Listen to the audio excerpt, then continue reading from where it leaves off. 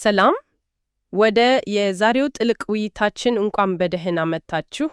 ዛሬ የምንመረምራቸው ሰነዶች በጣም የሚገርም ታሪክ ይዘዋሉ። ከፍጥረት ከፍታ ወደ ጥልቅ ውድቀት ስለወረደ አንድ አካል ነው። ሁላችንም የምናውቀው ታሪክ ቢመስልም ከጀርባው ያለው ፍልስፍና ግን በጣም ጥልቅ ነው። ዋናው ጥያቄ ይሄ ነው።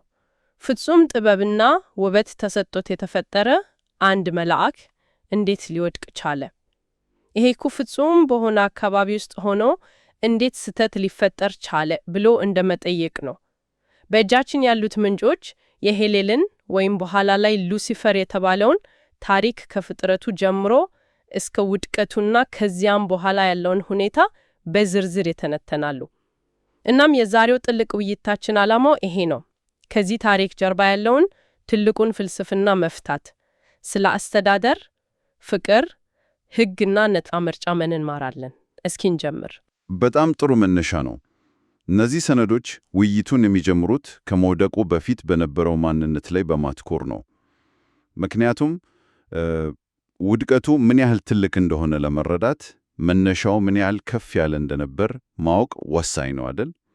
ይህንን ለማድረግ ደግሞ በሕዝቅኤል መጽሐፍ ምዕራፍ 28 ላይ የተጠቀሰውን የጢሮስን ንጉሥ እንደ ምሳሌ ይጠቀማሉ። ያው የሄሌልን የቀድሞ ክብር ለመግለጽ ነው። እንደ ፍጹም ማኅተም እና ሸፋኝ ኪሩብ ያሉ መግለጫዎች ከጅምሩ ምን ያህል ከፍተኛ ደረጃና ኃላፊነት እንደነበሩ ያሳያሉ። አዎ፣ በሕዝቅኤል 28 ላይ የተገለጹ ዝርዝሮች በጣም አስደናቂ ናቸው። በእግዚአብሔር ገነት በኤድን እንደነበር በተለያዩ የከበሩ ድንጋዮች ለምሳሌ በቀይ ዕንቁ፣ በቢጫ ዕንቁ፣ በአልማዝ እንዳጌጠ ይናገራል። እንዲያውም ሲፈጠር ከበሩና መሰንቆ እንደተዘጋጀለት ይጠቅሳሉ። ይህ ዝርዝር በራሱ አንድ ነገር የሚናገር ይመስለኛል። የሙዚቃ መሳሪያዎች መኖራቸው ምናልባት የአምልኮ መሪ እንደነበር ይጠቁማል። ነገር ግን ከሁሉም በላይ ትኩረቴን ያሳበው በዘይት የተቀባ ሸፋኝ ኪሩብ የሚለው ሐረግ ነው። እዚህ ጋ ነው ነገሩ በጣም የሚስብ የሚሆነው። መቀባት የሚለው ቃል ትኩረቴን ስቦታል። በብዙ ባህሎች ውስጥ ቅባት ለመሪዎች የሚሰጥ ክብር ነው።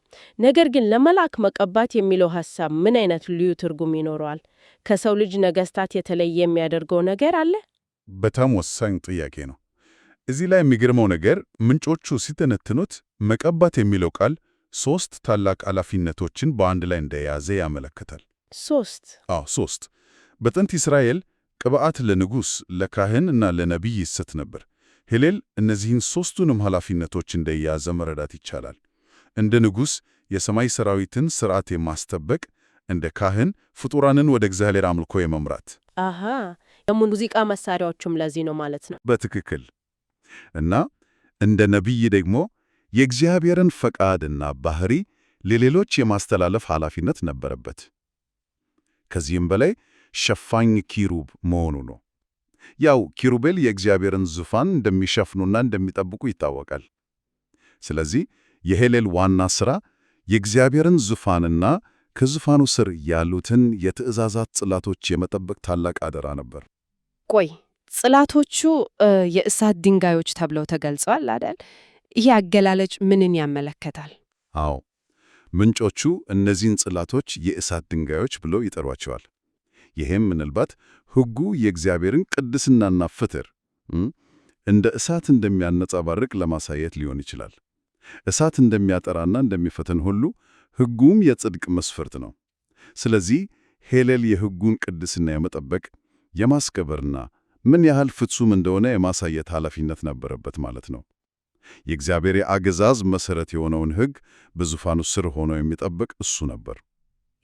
ይህንን ሳስቡ የሚገርመኝ ፍጹምነት ውስጥ ሆኖ እንዲህ አይነት ታላቅ ክብርና ኃላፊነት ተሰጥቶት እንዴት እንዲህ አይነት ያልተሞላ ስሜት ሊሰማው ቻለ? ምንጮቹ ስለዚህ ስነ ልቦናዊ ሽግግር የሚሉት ነገር አለ። ከዙፋኑ ጠባቂነት ወደ ዙፋኑ ተቀናቃኝነት እንዴት ተሸጋገረ? እነዚህ ሰነዶች እንደሚሉት የውድቀቱን መነሻ ትኩረቱን መቀየሩ ነው።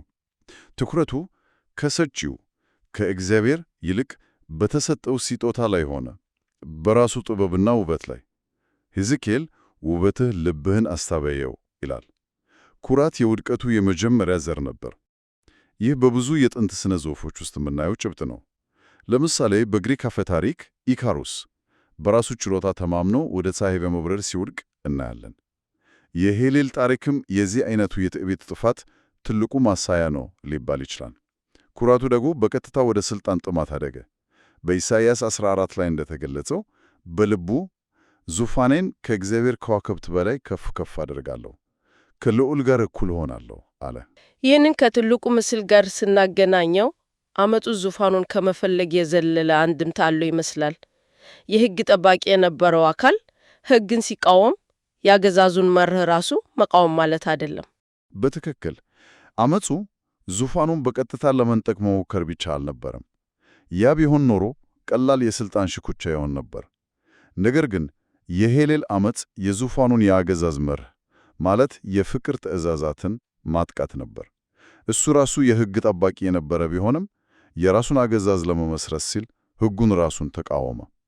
የእውቀት ዛፍን መብላት የሚለው ጽንሰ ሐሳብም ከዚህ ጋር ይገናኛል።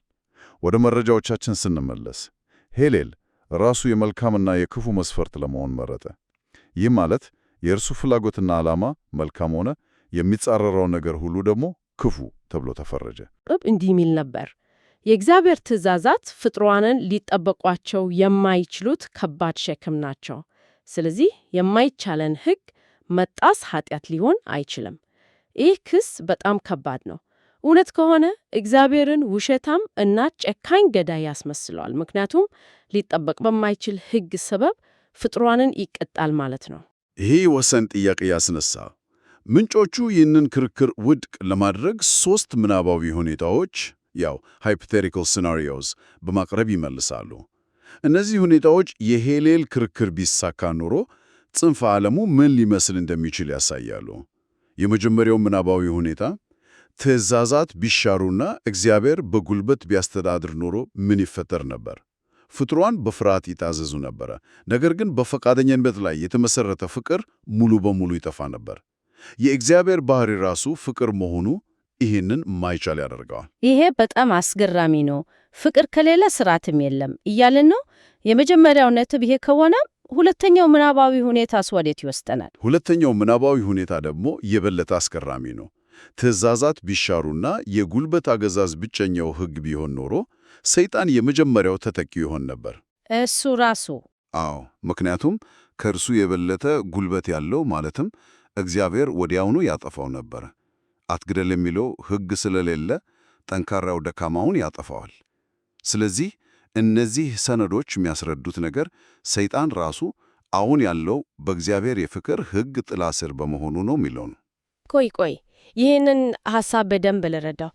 ማለትም እሱ ሊያፈርሰው የሚፈልገው ሕግ ነው ህልውናውን ያስጠብጠውለት። ይህ እኮ ትልቅ ፓራዶክስ ነው። የራሱን ክርክር መሰረት ራሱ ያፈርሰዋል ማለት ነው። በጣም የሚገርም እይታ ነው። ታዲያ የራሱ ህልውና በሕጉ ላይ የተመሰረተ ከሆነ እሱ የሚፈልገውን አገዛዝ ቢያገኝ ኖሮ ምን ይፈጠር ነበር? ሶስተኛው ሁኔታ ይህንን ይመለከታል። አዎ፣ ሶስተኛው ሁኔታ የሚመረምረው እግዚአብሔር ስልጣኑን ለሰይጣን ቢያስረክብ ኖሮ ምን ይሆን ነበረ የሚለው ነው። መልሱ ግልጽ ነው። ስፍር ቁጥር የሌለው ጦርነት፣ ጭቆና እና ስቃይ ይነግስ ነበር። የእያንዳንዱ ፍጡር የራሱን ፍላጎት ለማስፈጸም ሌላውን ይረግጥ ነበር። በምንጮቹ ትንታኔ መሰረት የፍቅር ትእዛዛት ከሌሉ በነጻ ፈቃድ የተሰጠው ማንነት ወደ አውዳሚ ፈውለቅነት ይቀየራል። ስለዚህ ትእዛዛት ነጻ ፈቃድን ከጥፋት የሚጠብቅ ማዕከል ነው። የእነዚህ ምናባዊ ሁኔታዎች ድምዳሜ የእግዚአብሔር የፍቅር ትእዛዛት ለጽንፈ ዓለሙ ህልውና አስፈላጊና የማይሻሩ መሆናቸውን ማረጋገጥ ነው። እሺ፣ ይህ ሁሉ ግልጽ ከሆነ አንድ ወሳኝ ጥያቄ አይምሮዬ ውስጥ ይመመላሳል። እግዚአብሔር የሄሌል ክስ ውሸት መሆኑን ካወቀ አመፁን ለምን ወዲያውኑ አላስቆመው? አንዳንዶች ይህ እኮ የእግዚአብሔርን ሁሉን ቻይነት የሚጻረር አይደለም ወይ? ክፉን ወዲያውኑ የማያጠፋ ከሆነ በክፉ ድርጊቶች ተባባሪ አይሆንም ወይ ብለው ሊከራከሩ ይችላሉ። ምንቶቹ ለዚህ አይነት ከባድ ጥያቄ መልስ ይሰጣሉ። በጣም ትክክለኛና ከባድ ጥያቄ ነው። ምንጮቹ ይህንን ሲመልሱ እግዚአብሔር ሄሌልን ወዲያውኑ ቢያጠፋው ኖሮ ሌሎች ፍጡራን በፍርሃት ይታዘዙት ነበር እንጂ በፍቅር አይሆንም ነበር።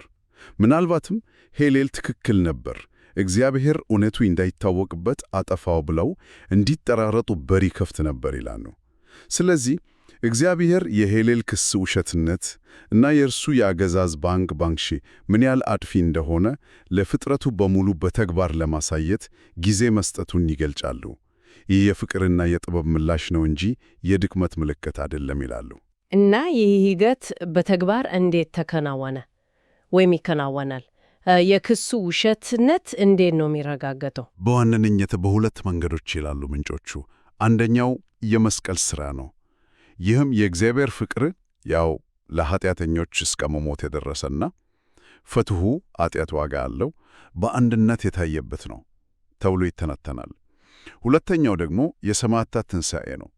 በከባድ ፈተና ውስጥ ሆኖ ትእዛዛቱን እስከ ሞት ድረስ የጠበቁ ፍጡራን መኖራቸው የሄለን ትእዛዛቱ ሊጠበቁ አይችሉም የሚለውን ክስ ውድቅ የሚያደርግ ሕያው ምስክር ይሆናል። ይህ ሁሉ ሂደት እስኪጠናቀቅ ድረስ ሄሌል ወደ ሲኦል ወይም ሐዲስ ስትጣልና ለጊዜው እንዲታሰር ተደርጓል። እንግዲህ ወደ ፍጻሜው ዘመን ቅደም ተከተል እየመጣን ነው። የራእይ መጽሐፍ ይህንን ረጅም የጦፈር ድራማ እንዴት ነው የሚቋጨው? አዎ፣ ምንጮቹ በራእይ መጽሐፍ ላይ የተገለጸውን የዘመን ቅደም ተከተል በዝርዝር ያስቀምጧሉ። በመጀመሪያ ሰይጣን ታላቁ ቀይ ዘንዶ ተብሎ ሲገለጽ የሰማይ መላእክትን 1/3ኛውን እንዳሳተ ይናገራሉ። ከዚያም በሰማይ ጦርነት ይካሄድና በሚካኤል መሪነት መላእክቱ ድል ያደርጉታል። በዚህም ሰይጣንና የእርሱ መላእክት ወደ ምድር ይጣላሉ። ይህ ወደ ምድር መጣል መቼ ነው የሚሆነው? አንድ የተወሰነ ጊዜ አለው? ምንጮቹ ይህ ክስተት ከታላቁ የሰማዕታት ሞትና ትንሣኤ በኋላ እንደሚሆን ይጠቅሳሉ። ሰማዕታቱ በእምነታቸው ሰይጣንን ካሸነፉ በኋላ እሱ ከሰማይ በሰው ልጆች ላይ የመክሰስ ሥልጣኑን ያጣል ማለት ነው። ወደ ምድር ከተጣለ በኋላ ጊዜው እንዳጠረበት ስላወቀ ለተወሰነ ጊዜ ለምሳሌ ለ42 ወራት በምድር ላይ ታላቅ መከራ እንደሚያመጣ ይተነተናሉ። ከዚያስ በኋላ የዚህ ሁሉ መጨረሻ ምንድን ነው? ይህ ሁሉ ትግል እንዴት ነው የሚጠናቀቀው? በመጨረሻም ኢየሱስ ክርስቶስ ሲመለስ ሰይጣንን ይይዝና ጥልቁ ተብሎ በሚጠራው መውጫ በሌለው እስር ቤት ውስጥ ለ1000 ዓመት እንደሚያስረው ይገልጻሉ። ይህ ጊዜ በምድር ላይ ሰላም የሚሰፍንበት ዘመን ነው። ከ1000 ዓመቱ በኋላ ሰይጣን ለትንሽ ጊዜ ተፈቶ አዲስ የተፈጠሩትና ፈተናን የማያውቁትን ሕዝቦች ለማታለል ይሞክራል። የመጨረሻ ፈተና ማለት ነው? ልክ ነሽ። የመጨረሻው ፈተናው ይሆናል። ከዚያ በኋላ ግን ፍጻሜው በእሳት ባህር ውስጥ መጣል ይሆናል። ምንጮቹ ይህ ሂደት የኃጢአት የክፋትና የሞት ሙሉ በሙሉ መወገድን እንደሚያመለክቱ ይገልጻሉ። የጽንፈ ዓለሙ ሙሉ በሙሉ መጽዳት ማለት ነው። እጅግ በጣም ሰፊና ጥልቅ ታሪክ ነው። እስኪ ዋና ዋና ነጥቦቹን እናጠቃለል። ከምንጮቹ እንደተረዳ ነው ሄሌል ከታላቅ ክብርና ኃላፊነት በኩራት ምክንያት ወደቀ። አመፁ የአገዛዝን መር ማለት የፍቅር ሕግን የተቃወመ ነበር። የእግዚአብሔር ምላሽ ደግሞ የክፉን ምንነት ከማጋለጥና የፍቅርን የበላይነት ከማረጋገጥ ጋር የተያያዘ ረጅም ሂደት ነው። ምንጮቹ የሚያሳዩት ትልቁ ምስል በጽንፈ ዓለም ውስጥ በሁለት የአገዛዝ ፍልስፍናዎች መካከል የሚደረግ ትግል መሆኑን ነው። አንዱ በፍቅርና በነጻ ፍቃድ ላይ የተመሰረተ፣ ሌላኛው ደግሞ በራስ ወዳድነትና በጉልበት ላይ የተመሰረተ። በጣም ጥሩ ማጠቃለያ ነው። ለአድማጭ የሚታወው አንድ የመጨረሻ ሐሳብ ሊጨምር። በእነዚህ ምንጮች መሠረት የነጻ ፍቃድ የመጨረሻ ግብ ከእግዚአብሔር የፍቅር ትእዛዛት ጋር በፈቃደኝነት መስማማትና አንድ መሆን ነው። ይህ ከሆነ እውነተኛ ነጻነት ማለት ገደብ የለሽ ምርጫ ማድረግ ሳይሆን ትክክለኛውና ሕይወትን የሚሰጠውን ብቸኛ መንገድ መምረጥ ነው ማለት ሊሆን ይችላል። ነጻነት ማለት የፈለግነውን ማድረግ ነው ወይስ ትክክለኛውን ነገር ለማድረግ ነጻ መሆን? ይህ ስለ ነጻነት ባለን ግንዛቤ ላይ ምን አይነት ጥያቄ ያስነሳል?